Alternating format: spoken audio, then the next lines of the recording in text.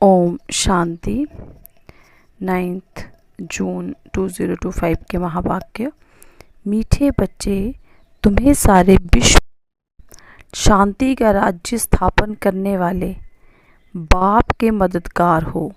अभी तुम्हारे सामने सुख शांति की दुनिया है। प्रश्न है, बाप बच्चों को किस लिए पढ़ाते हैं और ये पढ़ाई का सार क्या है?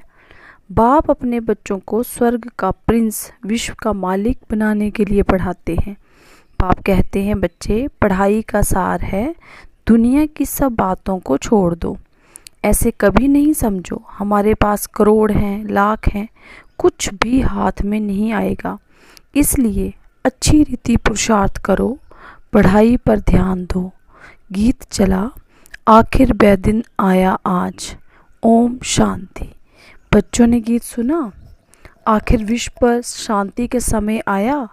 सब कहते हैं विश्व में कैसे शांति हो, फिर जो ठीक राय देते हैं उन्हों को इनाम देते हैं। बाबा नेहरू को भी याद करते हैं। नेहरू भी राय देते थे, शांति तो हुई नहीं, सिर्फ राय देकर गए। अभी तुम बच्चों की बुद्धि में है कि कोई समय सारे विश्व भर में सुख, शांति, संपत्ति आदि थी, वह अभी नहीं है। बाबा हमें रिमाइंड करवाते हैं कि कैसे राज्य, शांति का राज्य स्थापन होगा। और कई नेहरू जैसे लोग भी बोल के गए कि शांति चाहिए, लेकिन शांति का राज्य सिर्फ शिव बाबा ये पढ़ाई पढ़ाकर ही स्थापित करवाते हैं।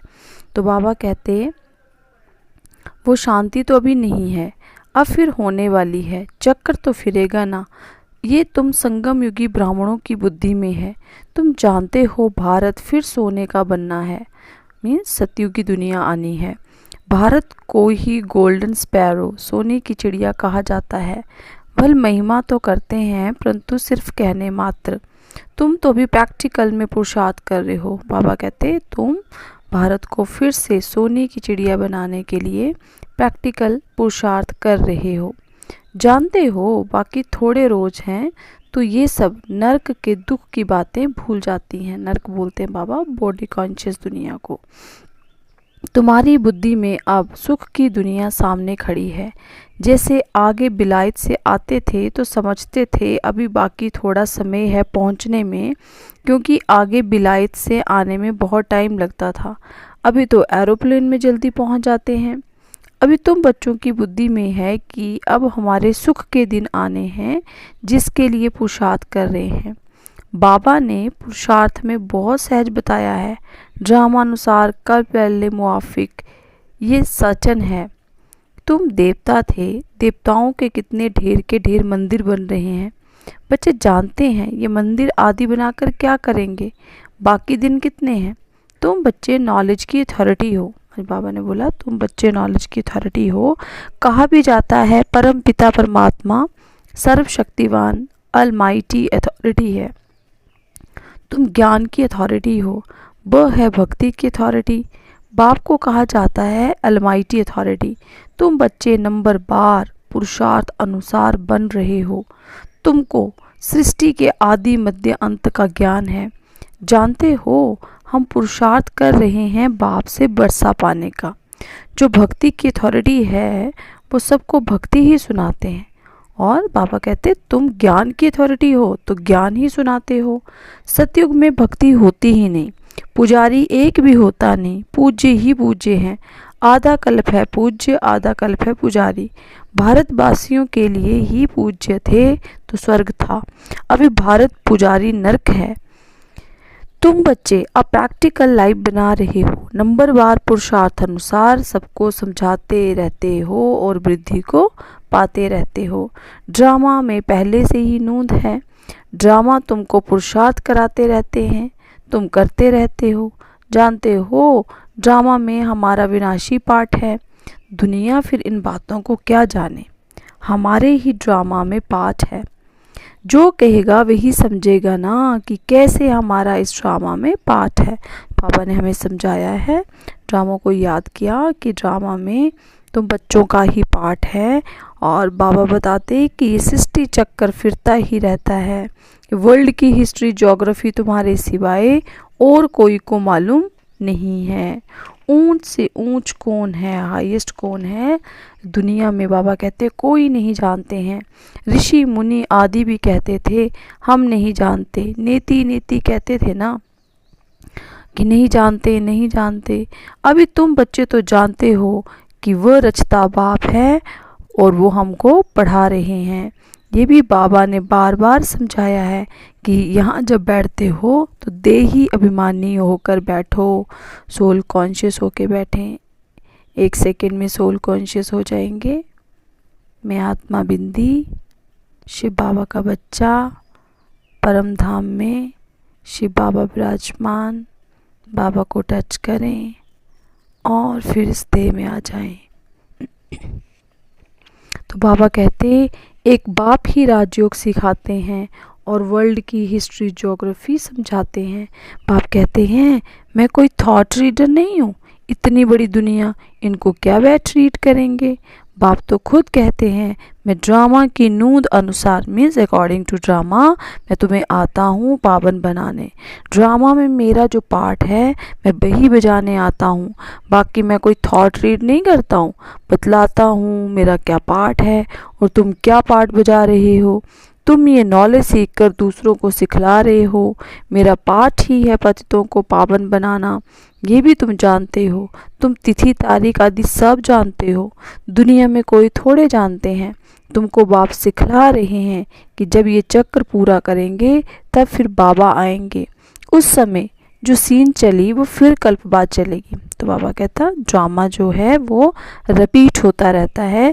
जो सीन पहले चली फिर आफ्टर 1 कल्प वो फिर चलेगी और 1 सेकंड ना मिले दूसरे से, ये नाटक फिरता रहता है। तुम बच्चों को बेहद के नाटक का पता है, फिर भी तुम घड़ी घड़ी भूल जाते हो। बाबा कहते हैं तुम सिर्फ याद करो हमारा बाबा बाबा है, वही टीचर है, गुरु है। तुम्हारी बुद्धि उस तरफ चली जानी चाहिए। आत्मा खुश होती है बाप की महिमा सुनकर। सब कहते हैं हमारा बाबा बाबा है टीचर, वो टीचर भी है बाबा भी है, वो सच्चा ही सच्चा है। पढ़ाई भी सच्ची और पूरी है, उन मनुष्यों की पढ़ाई अधूरी है। तो तुम बच्चों की बुद्धि में कितनी खुशी होनी चाहिए। यहाँ बाबा में कितना नशा चढ़ाते हैं कि तुम बच्चों की बुद्धि में कितनी खुशी होनी चाहिए। बड़ा इम्तिहान पास करने वालों की बुद्धि में जास्ती खुशी रहती है। तुम कितना ऊंच पढ़ते हो तो कितनी कापारी खुशी होनी चाहिए। भगवान बाबा बेहद का बाप हमको पढ़ा रहे हैं, तुम्हारे रोमांच खड़े हो जाने चाहिए। वही एपिसोड रिपीट हो रहा है, सिवाय तुम्हारे किसको पता नहीं है। कल्प की आयु भी बढ़ा दी है। तुम्हारी बुद्धि में अब 5000 वर्ष की सारी स्टोरी चक्कर खाती रहती है, फिर जिसको ही सुदर्शन चक्र कहा जाता है। बच्चे कहते हैं बाबा तूफान बहुत आते हैं, हम भूल जाते हैं। बाबा कहते हैं तुम किसको भूल जाते हो। बाप जो तुमको डबल से ताज विश्व का मालिक बनाते हैं उनको तुम कैसे भूलते हो। दूसरे किसको तो नहीं भूलते हो। स्त्री बाल बच्चे चाचा मामा मित्र संबंधी आदि सब याद है, बाकी इस बात को तो भूलते क्यों हो। तुम्हारी युद्ध इस याद में है, जितना हो सके याद करना है। बच्चों को अपनी उन्नति के लिए सवेरे सवेरे उठ बाप की याद में सैर करनी है। तुम छतों पर वो भारी ठंडी हवा में चले जाओ, यहाँ ही आकर बैठना कोई ज़रूरी नहीं है, बाहर भी जा सकते हो। सवेरे के टाइम कोई डर आदि की बात नहीं रहती। बाहर में जाकर पैदल करो, बाबा को याद करो बाहर में जाकर पैदल। आपस में ये बातें करते रहो, देखें कौन बाबा को जास्ती याद करते हैं, फिर बताना चाहिए कितना समय हमने याद किया। बाकी समय हमारी बुद्धि कहाँ कहाँ गई। इसको कहा जाता है 1-2 में उन्नति को पाना। नोट करो कितना समय बाप को याद किया। बाबा की जो प्रैक्टिस है वो बतलाते हैं कि ब्रह्मा बाबा भी अपनी प्रैक्टिस शेयर करते हैं बच्चों के साथ। याद में तुम 1 घंटा पैदल करो तो भी टांगे थकेंगी नहीं। याद से तुम्हारे कितने पाप कट जाएंगे। चक्र को तुम जानते हो, रात दिन तुमको अब यही बुद्धि में है कि अभी घर जाते हैं। पुरुषार्थ करते हो। कलयुगी मनुष्यों को जरा भी पता नहीं है कि मुक्ति के लिए कितनी भक्ति करते रहते हैं। अनेक मतें हैं ना, तुम ब्राह्मण की है एक मत, जो ब्राह्मण बनते हैं उन सब की है श्रीमत। तुम बाप की श्रीमत से देवता बनते हो, देवताओं में कोई श्रीमत नहीं है। श्रीमत अभी ही तुम ब्राह्मणों को मिलती है। भगवान है ही निराकार, जो तुमको राजयोग सिखलाते हैं, जिससे तुम अपना राज्य भाग्य ले कितना ऊंच विश्व का मालिक बनते हो। भक्ति मार्ग के वेद शास्त्र आदि कितने ढेर के ढेर हैं, परंतु काम की सिर्फ एक गीता ही है। बाबा कहते भगवान आकर राजयोग सिखलाते हैं, उनको ही गीता कहा जाता है। अभी तुम बाप से पढ़ते हो, जिससे स्वर्ग का राज्य पाते हो। जिसने पढ़ा उसने लिया, ड्रामा में पाठ है ना। ज्ञान सुनाने वाले ज्ञान सागर एक ही बाप है। वे ड्रामा प्लान अनुसार कलयुग के अंत सतयुग के आदि के संगम पर ही आते हैं। कोई भी बात में मूंझो नहीं, बाप इसमें आकर पढ़ाते हैं और कोई पढ़ा ना सके। ये दादा भी आगे कोई से पढ़ा हुआ होता तो और भी बाबा कहते बहुत उनसे पढ़े हुए होते। बाप तो कहते हैं इन गुरुओं आदि सब का उद्धार करने में आता हूँ। अभी तुम बच्चों की एम ऑब्जेक्ट सामने खड़ी है, हम ये बनते हैं। ये है ही नर से नारायण बनने की सत्य कथा। इनकी फिर भक्ति मार्ग में महिमा चलती है, भक्ति मार्ग की रस्म चलती आती है। अभी ये रावण राज्य पूरा होना है। तुम अभी दशहरा आदि में थोड़े जाएंगे, तुम तो समझाएंगे कि ये क्या करते हैं। ये तो बेबीज के काम हैं। बड़े बड़े आदमी देखने जाते हैं रावण को कैसे जलाते हैं। ये है कौन? तो बाबा कहते हैं कोई बता ना सके। रावण राज्य है ना, दशहरे आदि में कितनी खुशी मनाते हैं, जिसमें रावण को जलाते आते हैं। दुख भी चला आता है, कुछ भी समझ नहीं है। अभी तुम बच्चे हो, हम कितने बेसमझ थे, रावण बेसमझ बना देते हैं।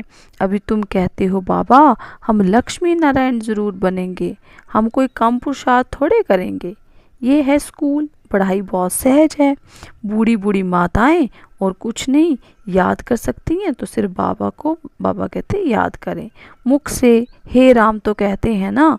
बाबा ये बहुत सहज बताते हैं कि तुम आत्मा हो, परमात्मा बाप को याद करो तो तुम्हारा बेड़ा पार हो जाएगा।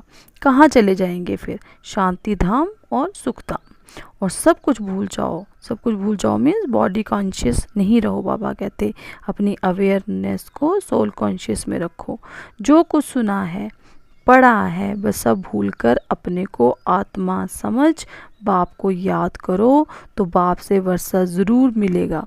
बाप की आयात से ही पाप कट जाते हैं। तो बाबा कहते कितना सहज है ये। कहते भी हैं भ्रुकुटी के बीच चमकता है सितारा। तो ज़रूर इतनी छोटी आत्मा होगी ना। डॉक्टर लोग बहुत कोशिश करते हैं आत्मा को देखने की, परंतु वो बहुत सूक्ष्म है, हट आदि से कोई देख ना सके। बाप भी, तो बाबा कहते बाप भी ऐसे बिंदी है। कहते हैं जैसे तुम साधारण हो हम भी साधारण बन तुमको पढ़ाता हूँ। किसको क्या पता कि इन्हों को भगवान कैसे पढ़ाते होंगे। श्री कृष्ण पढ़ाते तो सारे अमेरिका जापान आदि सब तरफ से आ जाएं। उनमें कितनी कशिश है, मतलब श्री कृष्ण में कितना अट्रैक्शन है तो सब इकट्ठे हो जाएंगे। श्री कृष्ण के साथ प्यार तो सबका है ना। अभी तुम बच्चे जानते हो हम सो बन रहे हैं। श्री कृष्ण है प्रिंस, उन्हें गोद में लेना चाहते हैं तो पुरुषार्थ करना पड़े, कोई बड़ी बात नहीं है। बाप अपने बच्चों को स्वर्ग का प्रिंस विश्व का मालिक बनाने के लिए पढ़ाते हैं। बाप कहते हैं बच्चे पढ़ाई का सार है, दुनिया की सब बातों को छोड़ दो। ऐसे कभी नहीं समझो कि हमारे पास करोड़ है लाख हैं, कुछ भी हाथ नहीं आएगा। इसलिए अच्छी रीति पुरुषार्थ करो। बाप के पास आते हैं तो बाप उलाना देते हैं। 8 मास से आते हो और बाप जिनसे स्वर की भाषाई मिलती है उनसे इतना समय मिले भी नहीं। कहते बाबा फलाना काम था, अरे तुम मर जाते फिर यहाँ कैसे आते, ये बहाने थोड़े चल सकेंगे। बाप राजयोग सिखा रहे हैं और तुम सीखते नहीं। जिसने बहुत भक्ति की होगी उनको 7 रोज तो क्या एक सेकंड में तीर लग जाएगा, सेकंड में विश्व का मालिक बन सकते हैं। ये खुद अनुभवी बैठा है, कौन? ब्रह्मा बाबा। विनाश देखा ब्रह्मा बाबा ने, चतुर्भुज रूप देखा, तो उसका साक्षात्कार हुआ, फिर बस समझने लगा, ओहो हम विश्व के मालिक बनते हैं। साक्षात्कार हुआ, उमंग आया और सब कुछ छोड़ दिया। यहाँ तुम बच्चों को मालूम पड़ा बाप आए हैं विश्व की बादशाही देने। बाप पूछते हैं निश्चय कब हुआ? तो कहते हैं बाबा 8 मास हुए। बाबा ने समझाया है मूल बात है याद और ज्ञान, बाकी तो दीदार कोई काम का नहीं, माना साक्षात्कार का कोई काम नहीं। बाप को पहचान लिया तो फिर पढ़ना शुरू करो, तुम भी ये बन जाएंगे। पॉइंट्स मिलती है जो कोई भी समझा सकते हो, बहुत मिठास से समझाओ। शिव बाबा जो पतित पावन है कहते हैं मुझे याद करो तो पावन बन, पावन दुनिया का मालिक बन जाएंगे। युक्ति से समझाना है। तुम चाहते हो ना गॉड फादर लिबरेट कर स्वीट होम वापस ले जाए। अच्छा, अब तुम्हारे ऊपर जो कट, जो जंक, जो रस्ट चढ़ी हुई है, उसके लिए फिर बाप कहते हैं बच्चे मुझे याद करो।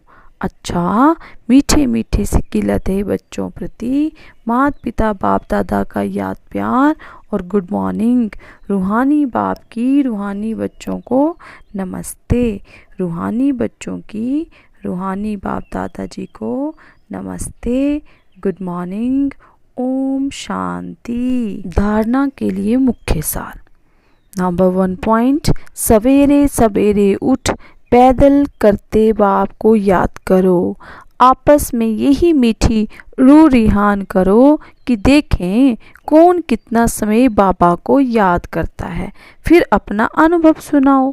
सेकंड पॉइंट, बाप को पहचान लिया तो फिर कोई बहाना नहीं देना है, पढ़ाई में लग जाना है, मुरली कभी मिस नहीं करनी है। वरदान है सर्व के गुण देखते हुए स्वयं में बाप के गुणों को धारण करने वाले गुण मूर्त भव। संगम युग पर जो बच्चे गुणों की माला धारण करते हैं वही विजयी माला में आते हैं। इसलिए होली हंस बन सर्व के गुणों को देखो और एक बाप के गुणों को स्वयं में धारण करो। ये गुण माला सभी के गले में पड़ी हुई है।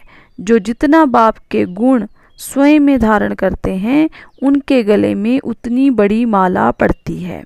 गुण माला को सिमरण करने से स्वयं भी गुणमूर्त बन जाते। इसी की यादगार में देवताओं और शक्तियों में गले में माला दिखाते हैं। तो ये बाबा ने क्लियर किया कि क्यों देवताओं के गले में माला दिखाई जाती। तो ये माला है गुणों की माला। स्लोगन, साक्षीपन की स्थिति ही यथार्थ निर्णय का तख्त है। अव्यक्त इशारे आत्मिक स्थिति में रहने का अभ्यास करो। अंतर्मुखी बनो। अंतर्मुखी होकर कार्य करने से विघ्नों में व्यर्थ संकल्प से बच जाएंगे और समय भी बहुत बच जाएगा। जो अंतर्मुखी रहते हैं उनमें स्मृति की समर्थि भी आती है और आत्मा रूपी नेत्र पावरफुल बनता जाता है, जिससे यदि कोई भी विघ्न आने वाला होगा तो ये महसूसता आएगी कि आज कोई पेपर आने वाला है। और जितना पहले से मालूम पड़ता जाएगा तो होशियार होने के कारण बाबा कहते सफलता पा लेंगे। ओम शांति, ओम शांति।